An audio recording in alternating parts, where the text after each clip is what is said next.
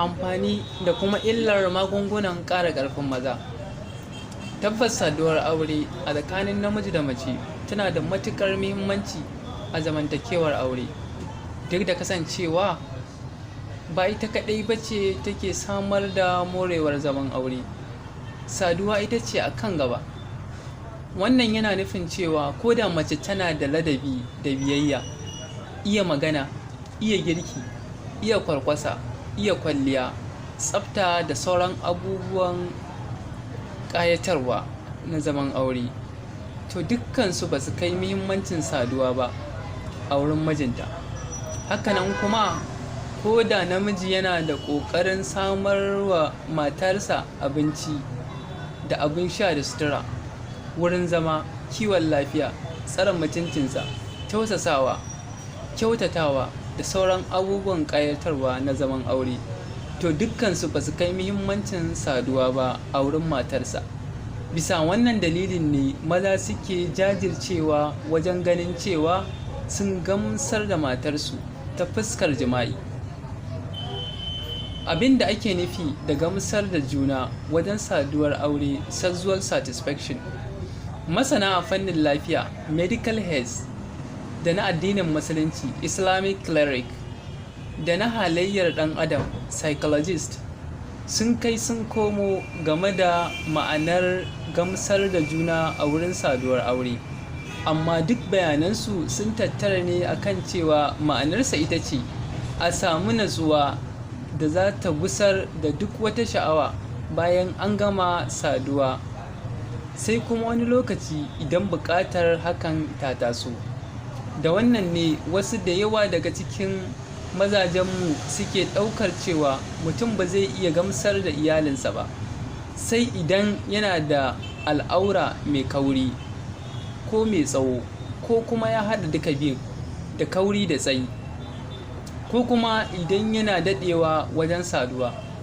Hakan ne ya baiwa wasu kamfanoni masu sarrafa magungunan bature da kuma masu maganin gargajiya damar da za su samar da magunguna iri-iri waɗanda aka ce suna baiwa namiji ƙarfin gamsar da iyalinsa yadda ya kamata.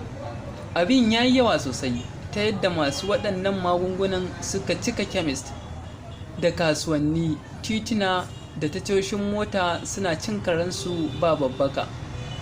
Rabe-raben magungunan bature na ƙara ƙarfin namiji. Magungunan sun kasu kamar haka: ƙwayoyi, drugs, mayuka, kirim wanda ake shafawa, allura, injection wanda ake yi domin a ƙara ƙarfin namiji, da akwai tiyata, surgery wanda ake yi, da akwai kuma jike-jiken magungunan gargajiya.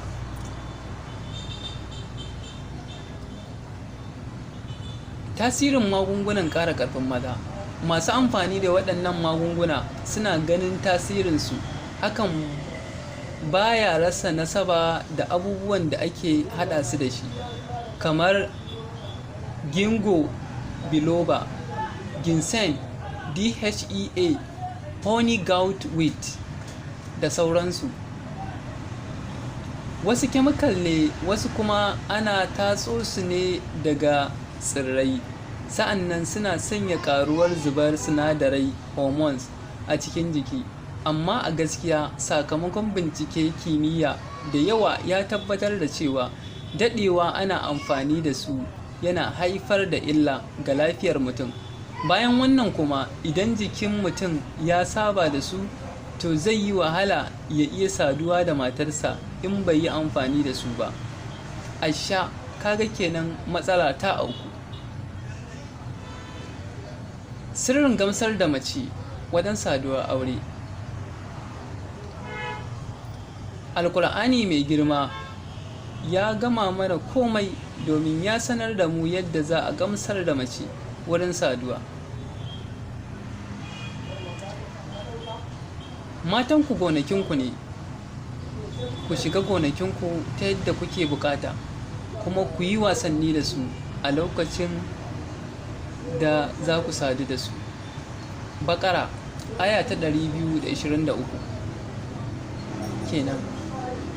Idan mutum ya yi wasanni motsa sha'awa sosai kafin ya fara saduwa da iyalinsa, to insha Allah zai gamsar da ita. Wasu suna yin kuskuren fahimtar cewa daɗewa ana saduwa shine ƙwazo da burgewa. A likitanci wannan ba gaskiya ba ne, domin ana so ne saduwa ta zama daga minti 3 zuwa 17. Idan ka kai minti 20 to ta yi yawa, domin za ta iya sanya ni'imar matar ta ɗauki.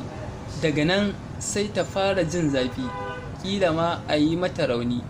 Amma a lura, ba wai ina nufin dole kada a wuce abin da na faɗa ba ne, domin wani yana iya yin minti 60 ma ba tare da matar ta sha wahala ba.